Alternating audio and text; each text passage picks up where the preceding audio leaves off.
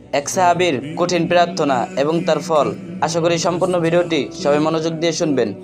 রাসূলুল্লাহ সাল্লাল্লাহু আলাইহি ওয়াসাল্লামের সময় একজন অত্যন্ত পরহেজগার ধর্মপ্রাণ সাহাবী ছিলেন। তিনি ছিলেন আখিরাত বা পরকালের শাস্তির বিষয়ে খুবই চিন্তিত। জাহান্নামের আগুনের ভয় তার হৃদয়ে এতটাই তীব্র ছিল যে তিনি সিদ্ধান্ত নিলেন আখিরাতের যে কোনো কষ্ট বা শাস্তি তিনি এই দুনিয়াতেই মেনে নিতে প্রস্তুত। সেই ভাবনায় তিনি আল্লাহর কাছে এক কঠিন প্রার্থনা করতে শুরু করলেন। তিনি প্রায় দোয়া করতেন, হে আল্লাহ, আখিরাতে আমার জন্য আপনি যে শাস্তি বা পরীক্ষা রেখেছেন তা দয়া করে আর বাকি রাখবেন না, বরং সবটাই এই দুনিয়াতেই তাড়াতাড়ি দিয়ে দিন।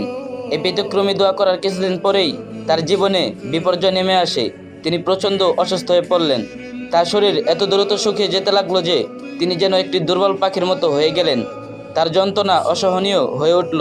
তিনি না পারতেন ঠিকমতো বসতে, না পারতেন হাঁটতে। তিনি ক্রমশ মৃত্যুর পথযাত্রী হয়ে উঠলেন। তার এই শারীরিক যন্ত্রণা দেখেই বোঝা যাচ্ছিল যে তিনি যেন আল্লাহর কাছে সেই কঠিন শাস্তিটি দুনিয়াতে ভোগ করা শুরু করেছেন।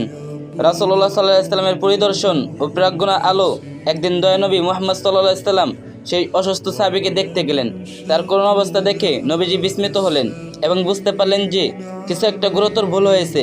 তিনি রোগীকে জিজ্ঞেস করলেন, তুমি কি আল্লাহর কাছে কোনো বিশেষ দোয়া করেছিলে? সাহাবী তখন যন্ত্রণা কাতর অবস্থায় তার করা সেই দোয়াটি কথা জানালেন, হে আল্লাহ, আখিরাতের শাস্তি দুনিয়াতেই তাড়াতাড়ি দিন, এই বলে আমি দোয়া করেছিলাম।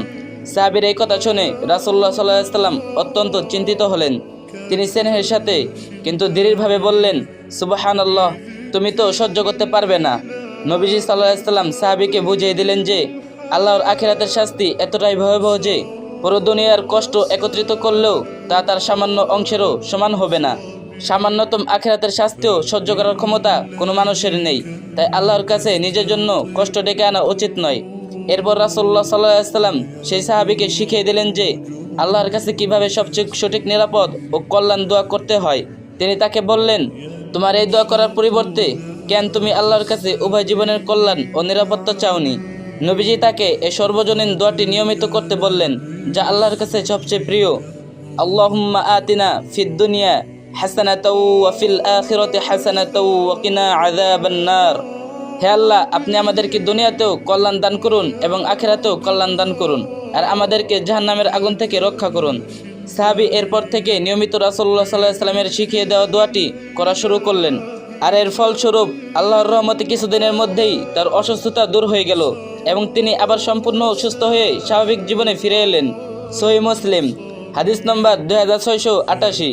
এই গল্পটি প্রতিটি মুমিনকে শেখায় যে আমাদের উচিত আল্লাহর কাছে চরম পরীক্ষা বা কষ্ট না চেয়ে বরং দুনিয়া ও আখিরাত উভয় জীবনের দয়া, কল্যাণ ও নিরাপত্তা চাওয়া।